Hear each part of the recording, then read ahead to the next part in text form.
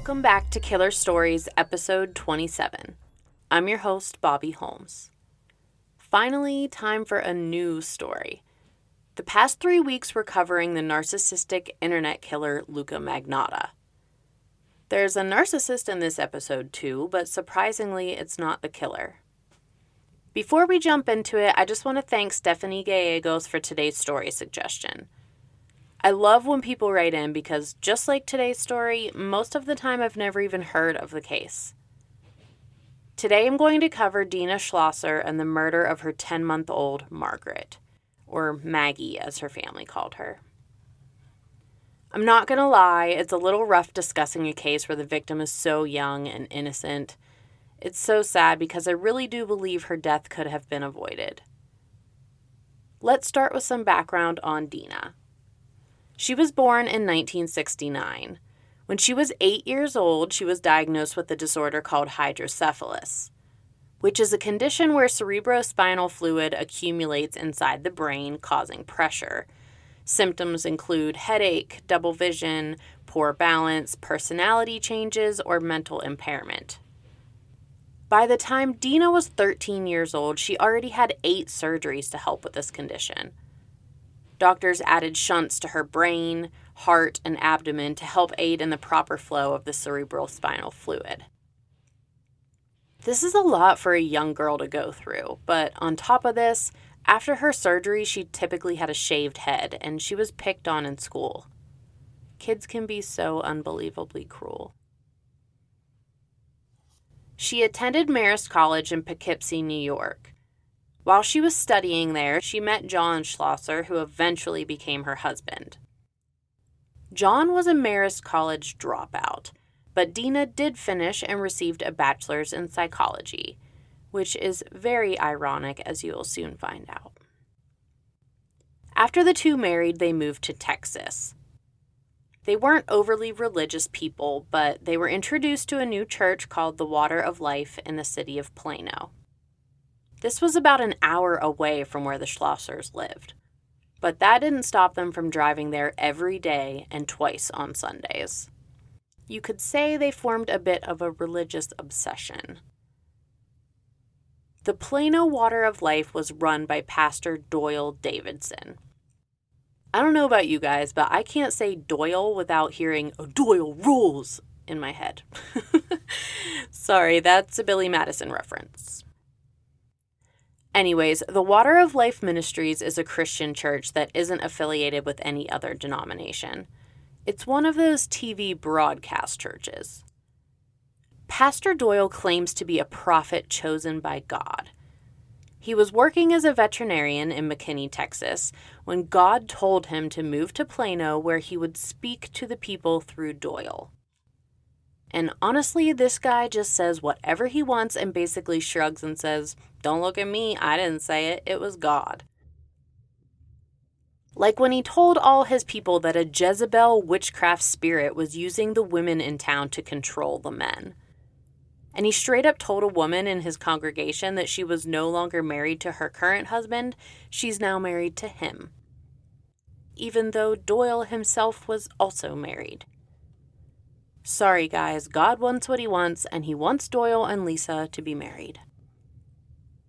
Lisa's actual husband, JR, was also a member of the church and allowed this strange affair to happen. Doyle had a large following. Some may go as far as saying he's a cult leader. In 2001, John lost his job. Dina's parents were really worried about them financially, but Dina wasn't, because God will provide. Well, money doesn't grow on trees, and it doesn't magically appear, so shockingly, the Schlossers went into debt. They borrowed around $35,000 from family members. But guess where most of the money went? To the Water of Life Church. These poor people are so brainwashed. Dina's mom and third husband were very concerned for them and their children, Brianna and Kelsey. Because the church was so far away and the Schlossers were driving most every night, her young children weren't going to bed until 11 p.m., and sometimes without dinner. There was no getting through to Dina.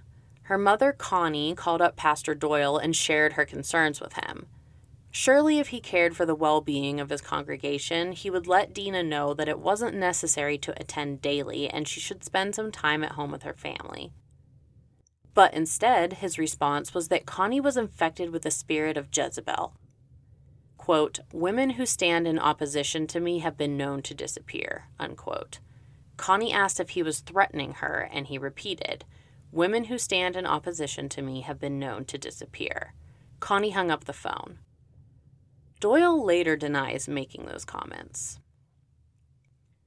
Connie tried and tried to get Dina and John to attend a different church, but she had no luck. She worried about them so much that she visited often from Chicago to help keep an eye on them and the children. She even attended a service with the Schlossers at the Water of Life. Not that she wanted to join, I'm sure it's more to just witness the crazy firsthand. She had pretty severe Parkinson's disease, but was on a medication that helped tame her tremors. Dina must have told Doyle about her mother. At the end of the service, he put his hand on her and asked the demon present causing her Parkinson's to leave her body. When Dina dropped off her mom at the airport to fly back to Chicago, she took the medication out of her purse. I mean, she won't be needing it. Pastor Doyle exorcised the demon out. She's cured. But Parkinson's is caused by cell death in the brain that affects the central nervous system. It has nothing to do with the damn demon. Connie had an episode at the airport without her medication, and she fell into a state of paralysis. She sat in the same spot for hours, unable to move. When she went number 2, sitting right there in the terminal, someone finally took notice of her. They dug through her things until they found some pills that Dina must have missed and helped alleviate her paralysis. It would be hard to forgive your daughter after that. Pastor Doyle's sermons had a strong focus on demons and witchcraft. Everything can pretty much get blamed on one of the two. He preached that medicine was a form of witchcraft. Doyle, God, doesn't believe in science. He says that you can pray away any illness. And as far as mental illness, well, that's just simply a demonic possession. So when Dina struggled postpartum with all 3 of her children, she didn't seek proper care. Postpartum depression is common, but partner that with mental impairment from her hydrocephalus, you get postpartum psychosis. Her 3rd daughter, Margaret, was born January 9th, 2004, at home with a midwife. The postpartum psychosis hit Dina pretty fast. The day after Maggie was born, she was reading the Bible. Dina hallucinated the word cut jump off the page. She took that as a sign from God. She went into the bathroom and cut her wrists with scissors. John found her there holding Maggie, both covered in blood. John reports that he didn't even think to take her to a hospital. He just cleaned her up and gave her a couple of Band-Aids.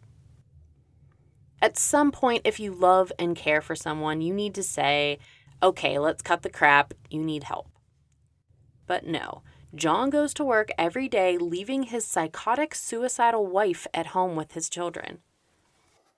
A few days later, Brianna was in school while 5-year-old Kelsey was at home with Dina and Maggie.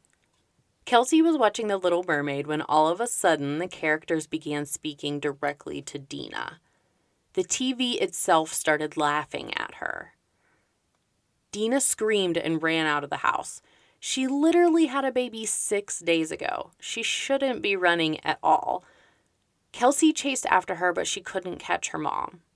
Dina was found 2 miles away, standing in the middle of an intersection, reaching her hands up to God. She went to a mental health facility for 1 night. 1 night. They diagnosed her with postpartum psychosis. John said they were mistaking her faith for psychosis and insisted that she come home with him. If your faith could possibly be confused with psychosis, then I think it's time to rethink your religion. He gave the mental health facility Doyle Davidson's phone number in case they had any questions. So weird.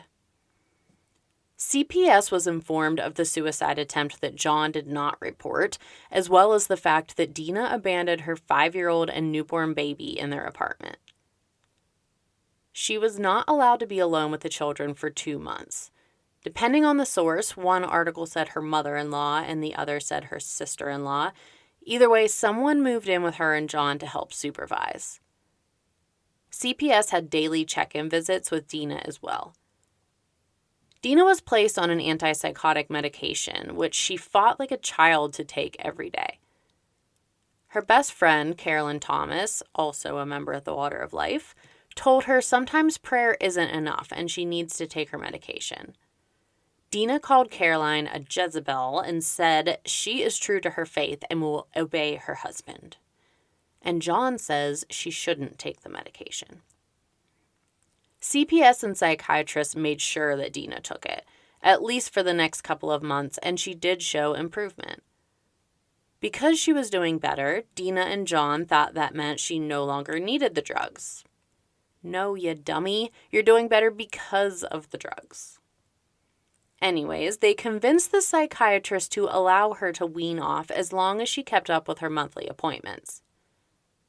Starting in May of 2004, Dina's mental health began a slow downward spiral. She began expressing a fear for the neighbor's dog eating her, which sounds irrational, but a passage from Kings 2:9, a Jezebel was killed and fed to dogs. They ate everything but her skull, which sounds pretty savage for a Bible story. One day, a young boy rang their doorbell and asked for a glass of water. Dina thought the boy was Jesus and had a delusional outburst scaring him away. Dina started feeling depressed and stayed up at night reading the Bible. She went 3 days without any sleep. She checked herself back into the mental health facility. A nurse came to check on her and she was crouched on the floor growling at her. Yet once again, she was released after John insisted that he could care for her at home. Except he doesn't care for her. He just wants to control her. She agreed to be put back on her meds and returned home. Through Dina's mental struggles, Pastor Doyle seemed to have a breakdown himself. Late one evening, he went over to his other wife, Lisa's house. Doyle grew angry when Lisa refused to answer the door. She was over being forced into this weird double marriage thing, but husband number 1 opens the door for Doyle.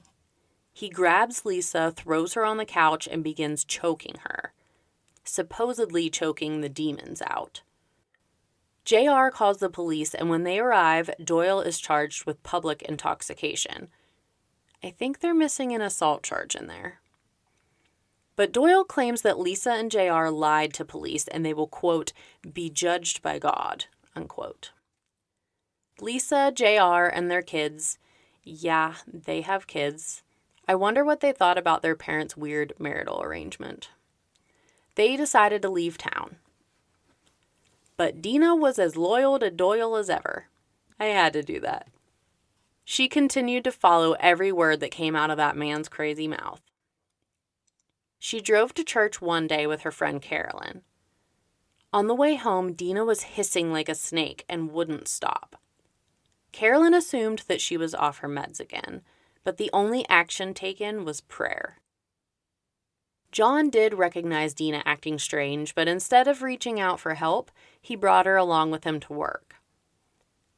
Dina saw a news story about a boy getting mauled by a lion and took that as a sign the apocalypse was coming. Her strange behavior escalated. One day, getting ready for church, Dina put Maggie in a little white dress. She nonchalantly told John that she wanted Maggie to marry Doyle. Yes, a 10-month-old baby to marry an adult man. John changed Maggie out of the white dress and into something else. On the way home from church that day, Dina said that she wanted to give her baby to God. John does nothing. The next morning, he puts on a CD of Bible hymns and takes Brianna and Kelsey to school, leaving Maggie at home with Dina. Dina, singing along to the soothing music, grabs a 9-inch kitchen knife. God was telling her to cut off her and Maggie's arms as an offering. She walked up to Maggie's crib and used the knife to cut off her left arm, and then the right arm. Blood spatter analysis shows that Maggie likely bled out before Dina even started cutting her right arm. Then she turned the knife on herself. She started cutting when John called. She answered the phone and calmly said she cut off Maggie's arms. He thought she was joking. "No," she said, "I did. She's dead in her crib." Any sane person would call 911, but John calls Doyle. His suggestion was to have someone go check on Dina. John called her friend Carolyn, who was at work. Carolyn called Dina and was in shock from her description of events. A co-worker of Carolyn's overheard the conversation and called 911. Finally, someone has some common sense. When police arrive at the Schlosser home, Dina answers the door holding the knife. She's covered in blood. Bible hymns still playing in the background. She told them she felt like she had to do it, then began chanting, "Praise God, thank you, God." Dina pled not guilty to the murder charges by reason of insanity, which is obvious. She wasn't properly taking her antipsychotics. The real crime here, well, obviously murdering your baby is an incredibly heinous crime, but it could have been avoided. If she took her mental health seriously and properly medicated, or if John cared enough about his wife to know when something isn't right and help her, to me, John is a guilty party in this murder too. And don't get me started on Doyle. Doyle testified at Dina's trial saying he barely even knew her and John. He admitted to preaching that medicine is evil and mental illness is just demonic possession, which seriously pisses me off. John testified saying that he didn't alert CPS of Dina's worsening mental state because after an episode she would seem fine and he wasn't too worried. John was interviewed by psychiatrists and they said he has narcissistic tendencies. He didn't care for the well-being of his wife or his daughters. Brianna and Kelsey were taken from John and put into foster care. He did eventually get custody again after completing parenting classes and psychotherapy. John filed for a divorce from Dina, and she was not allowed to see her 2 girls ever again.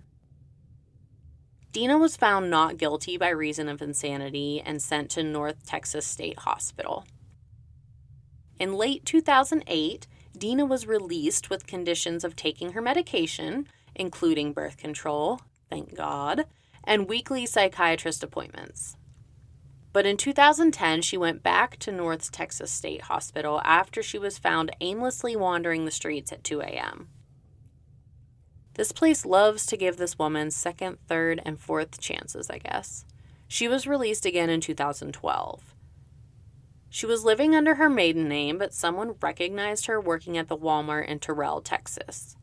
A complaint was filed and Walmart immediately fired her. That was almost 9 years ago, and it seems to be the most recent update on Dina Schlosser I could find. I think the best place for her is the mental facility. She has a physical condition causing mental instability. It's obvious even with medication, the woman is a mental roller coaster. I would hate to see anyone else get hurt at the hands of a woman who isn't getting proper treatment. As for Pastor Doyle, he is still kicking and preaching at the Water of Life, which blows my mind that people still follow this lunatic. Thanks again to Stephanie for suggesting this story. While it was very disturbing, I do enjoy talking about mental health. I think it's very important to take care of yourself, body and mind. You can send story suggestions to KillerStoriesPodcast@gmail.com. If you're enjoying Killer Stories, please leave me a review on Apple Podcasts. You can also help support the show by visiting buymeacoffee.com/killerstories to give a one-time donation. Follow me on Twitter @KillerStoriesPC. I'm on Instagram and TikTok @KillerStoriesPodcasts. Thanks for listening. Until next time, this has been a killer story.